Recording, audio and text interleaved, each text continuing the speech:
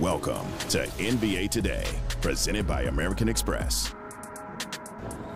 We start our show following unfortunate breaking news out of Sunday night's Pacers-Bucks game in Milwaukee here. This is the first quarter. Just watch Damian Lillard. After Gary Trent Jr. misses the three, he stumbles, falls forward. He stayed seated on the floor during the rest of the Bucks possession and the next Pacers possession before a foul.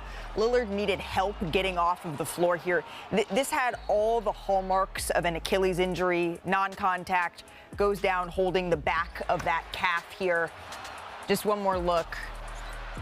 Damian Lillard, he would sit on the floor there waiting for his teammates to pick him up. He went back to the locker room and he did not return.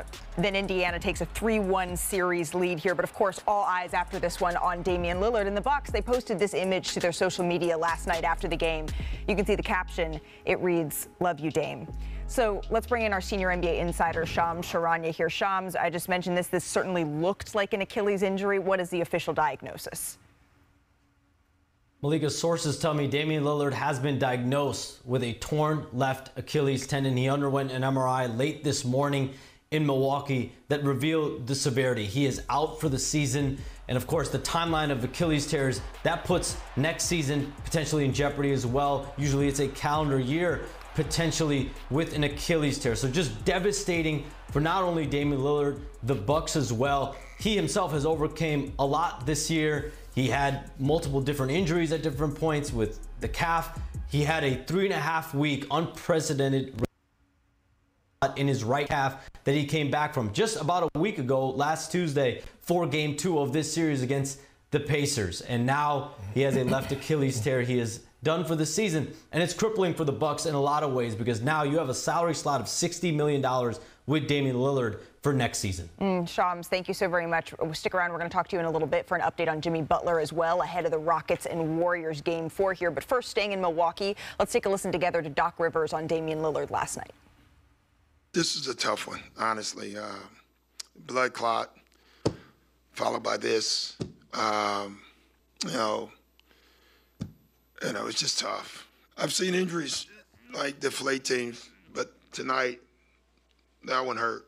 It's hard. It's hard being in his position, but the man, is one of the toughest, mentally toughest guys I've ever been around, and that's why he is who he is. I always had respect for Dame before we became teammates, but now my respect level is much higher, and I believe he's going to overcome every obstacle that's going to be in front of him. Everybody going to be there for him, and no matter what the obstacle is for him, he's going to overcome it, and we're going to help him overcome it. Here now with Chiney Ogwumike, Kendrick Perkins, Brian Windhorst is going to be joining us in just a moment as well. This is unfortunate under any circumstance, but in a league full of great guys, Damian Lillard, Chiney, is one of the best. When you saw this, what was your reaction? My heart was broken. Yeah. You guys know I've known Dame for a long time. We're close friends, and to see him go through this type of circumstance, knowing all that he has fought through, it was tough to watch. But Giannis said it best. You know, he's one of the mentally toughest guys we know, and I know Dame, the recovery starts right now. He's that competitive. Now, as for Achilles injury, I have had one. And a lot of people will start talking about the timelines for those. Some are conservative, like a year, and some are accelerated. And this is one thing that I think people should understand when it comes to timelines. Over the last decade, the science when it comes to Achilles actually has improved dramatically. I was a beneficiary of one of these types of circumstances. Prior to 10 years ago, if you saw an Achilles injury, it would go, Perk, from your ankle, the bottom of your foot, all the way up to your mid-calf. Now these surgeries have really allowed athletes to come back quicker. Now that scar is about 2 inches long. We've also seen some amazing comebacks from Kevin Durant to Breanna Stewart, who had an MVP season and a championship after tearing her Achilles. Alyssa Thomas, that's my former teammate who went through it. The timeline has shifted. People can come back quicker, but still, I think, given the point in Dame's career, he's going to be smart and probably go the long, haul for this type of situation. It was tough to see, but I do want people to not think that this is like the end of a circumstance for someone. More so, it's the fact that, science has helped athletes recover quicker than before. Well, one, we want him to hurry up and get back on the floor because he's a joy and a blessing to watch. He never cheats the game. One of the most elite scorers that we have ever seen at the point guard position.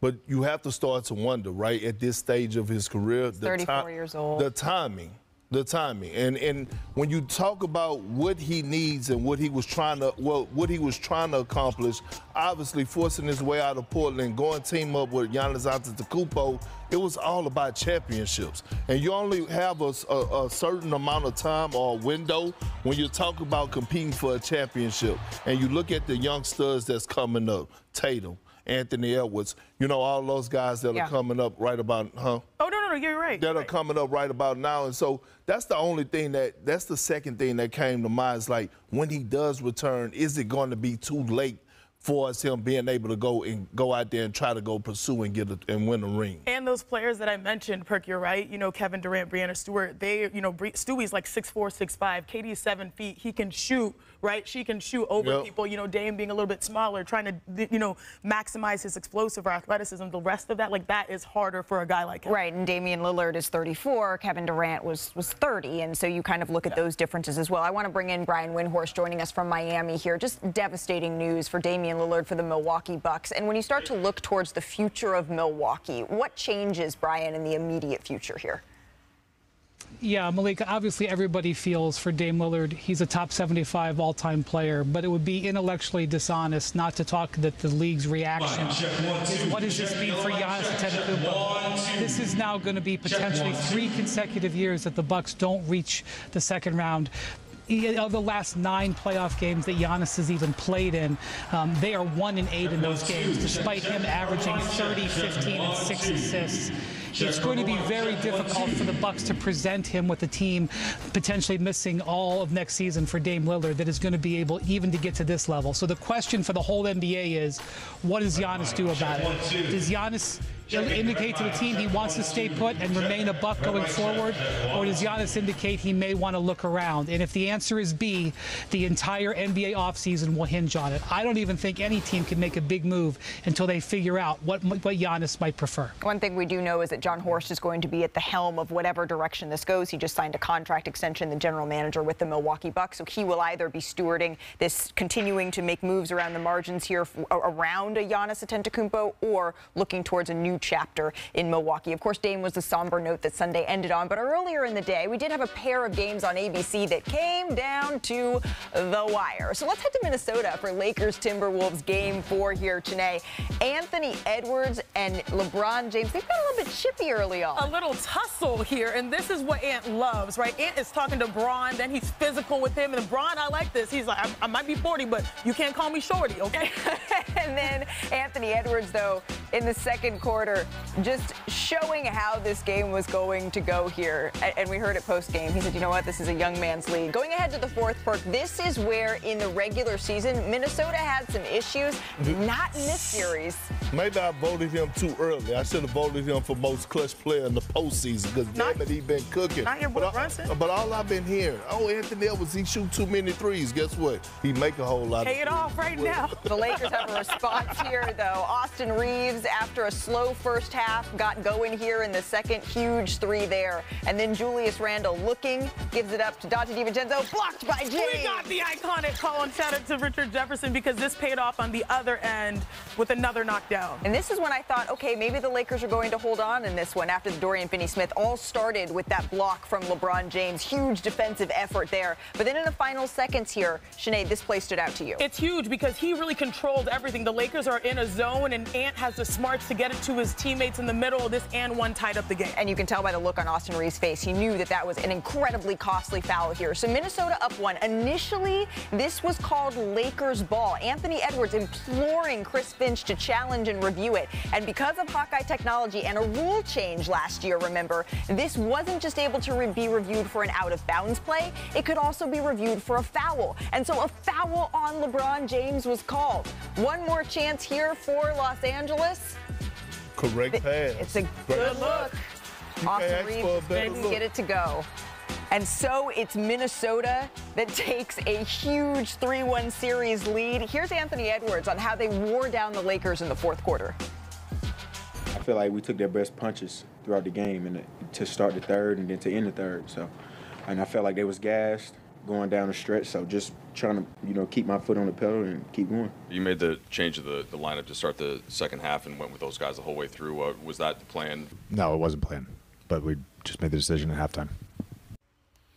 Okay, so the Lakers, they played their lineup of Luka, Reeves, Dorian Finney-Smith, LeBron, and Rui Hachimura for all 24 minutes in the second half. That made them the first team with no substitutions in a playoff half over the last 25 years. Brian, what did this game tell you about Los Angeles?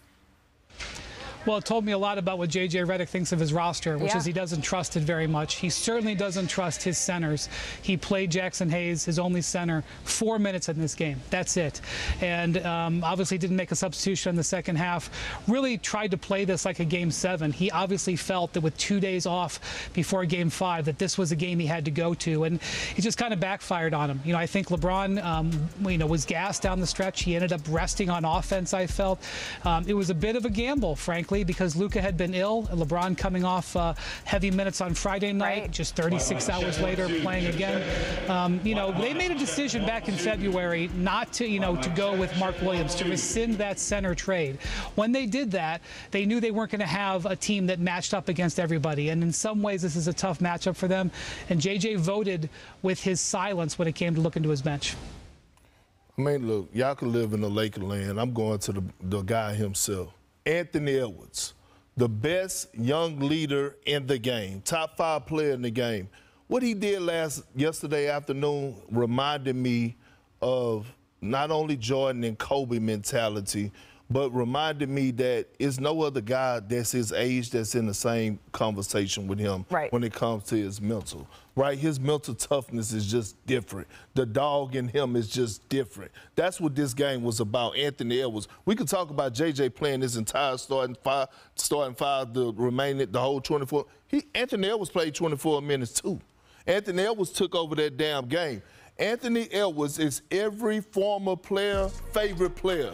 I wish I could have played with Anthony Edwards. Real talk. If we took a poll right now of all the retired players and all the retired greats and asked them who would they want to go team up with, 9 times out of 10, all of them go say that man right there. But